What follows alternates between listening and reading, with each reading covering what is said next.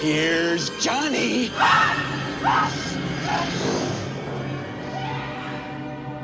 Greetings cinephiles, welcome to the FILMSTRIP channel in a brand new series of videos called Second Angle, in which I'll make short analyses and reviews of films from the last century. Without further ado, here is the first film of this series, released in 1980 and directed by Stanley Kubrick, The Shining. Given that this video is more of an analytical overview than an introduction to the film, I will assume you've already seen it. Otherwise, go watch it and come back to see the video afterward. What do you want to talk about?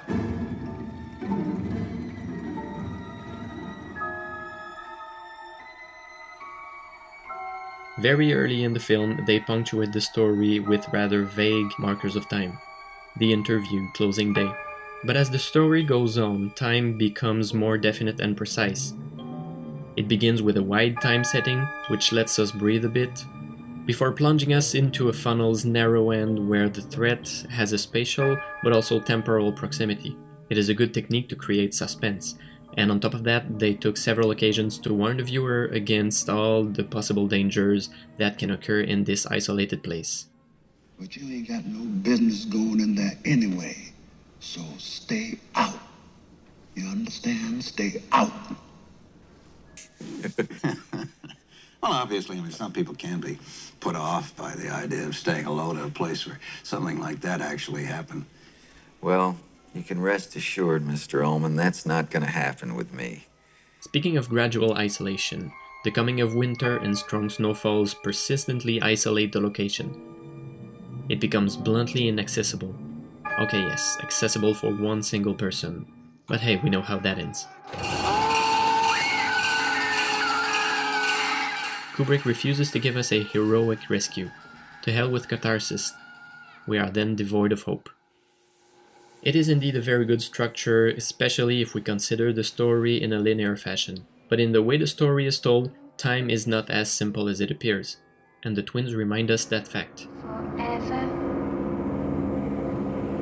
and ever and ever.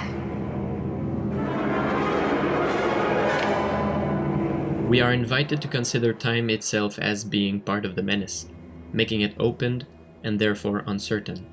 As much as the physical threat, the one from Jack, is linear and rigid, the fantastic threat is ambiguous, broken and blurred.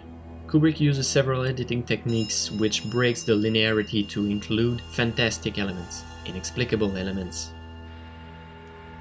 For instance, in Danny's first vision, we see images and events that will happen quite later. But also to destabilize us, Kubrick blends epochs, for instance the ballroom party. Seeing the crowd's clothing, those people apparently comes from the early 20th century and have nothing to do with 1980.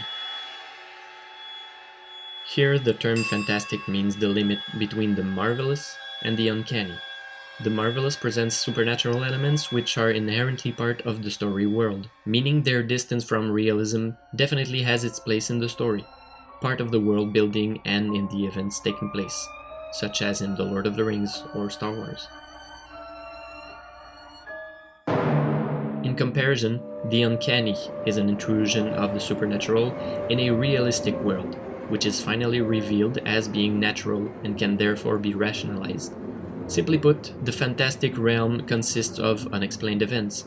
These unexplained events have a relation to time which is deconstructed, and even changing depending if we consider these events to be supernatural manifestations, the marvelous, or to be hallucinations, the uncanny.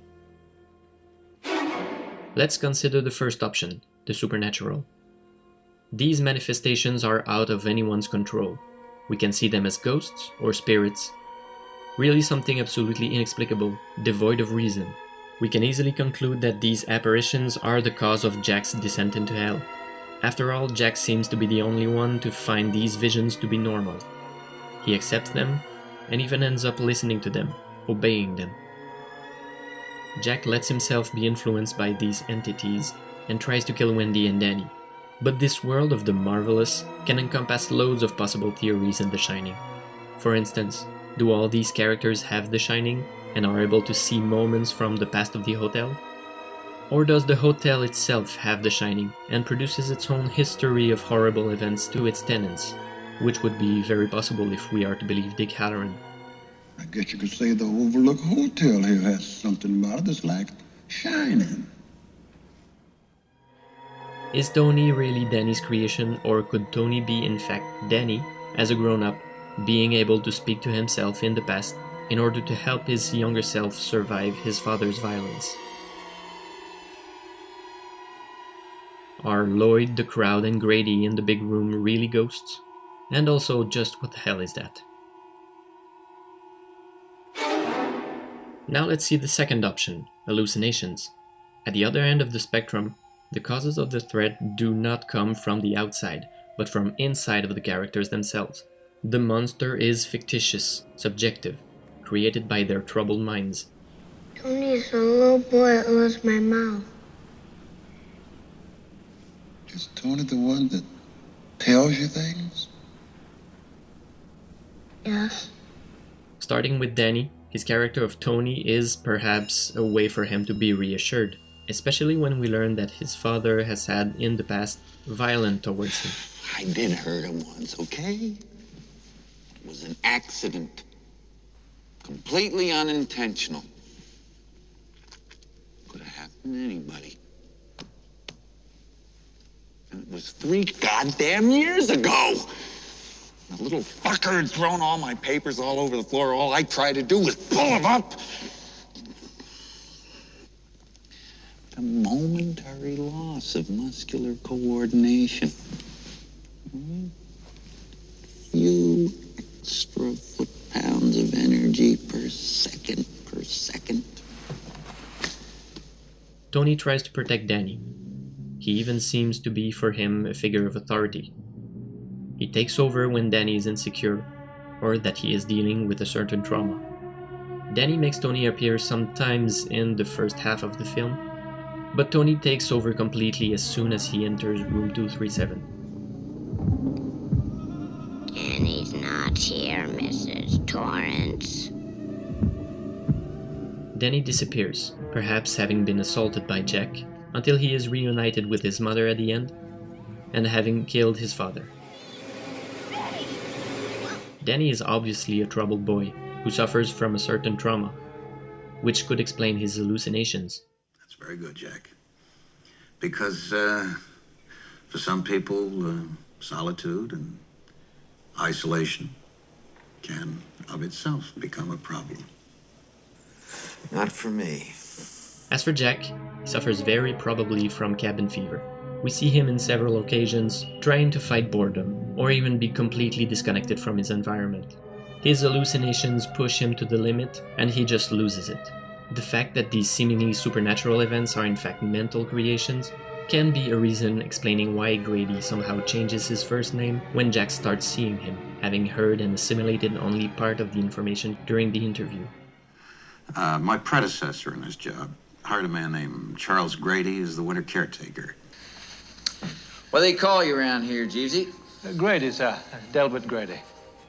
To sum up, while physical threat exists concretely, the fantastic threat is kind of the final blow which eliminates our last points of reference, leaving us destabilized since it never completely falls into the marvelous nor in the uncanny.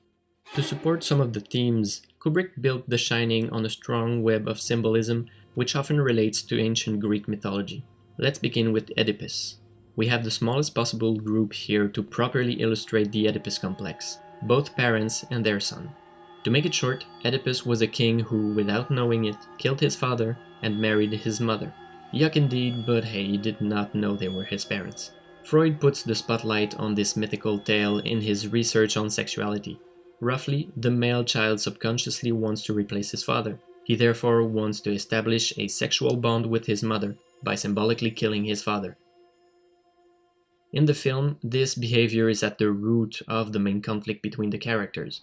Danny and Jack are antagonists. For Danny, his father becomes little by little the dangerous monster to eliminate.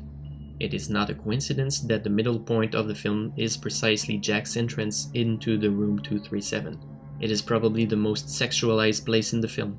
First, because of the carpet is filled with phallic symbols pointing towards the bathroom, and then because at the end of the room is a naked woman. The woman, unknown, a generic woman.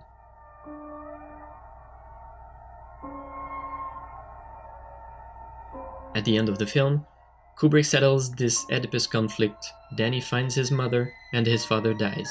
But the settling is made with a reference to another Greek myth, that of the Minotaur. In the ancient tale, the Minotaur, a living being with a man's body and the head of a bull, lingers in the middle of a labyrinth built by King Minos. Theseus ventures into the giant labyrinth to kill the monster. To help him, Ariadne, his lover, gives him a long thread which he must unwind to be able to find his way back. From this comes the common expression representing a method to basically find our way out of somewhere, Ariadne's thread. In The Shining, Danny uses his own footprints as his Ariadne's thread to get out of the maze. Jack, the monster, the animal, is lost and dies in the labyrinth.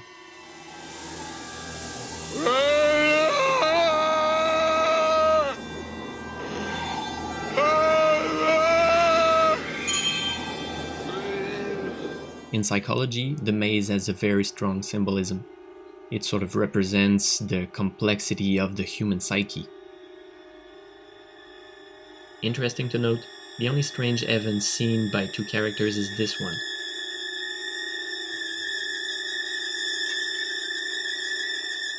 Seen by Danny and by Wendy, we can assume that it represents a certain link between the two.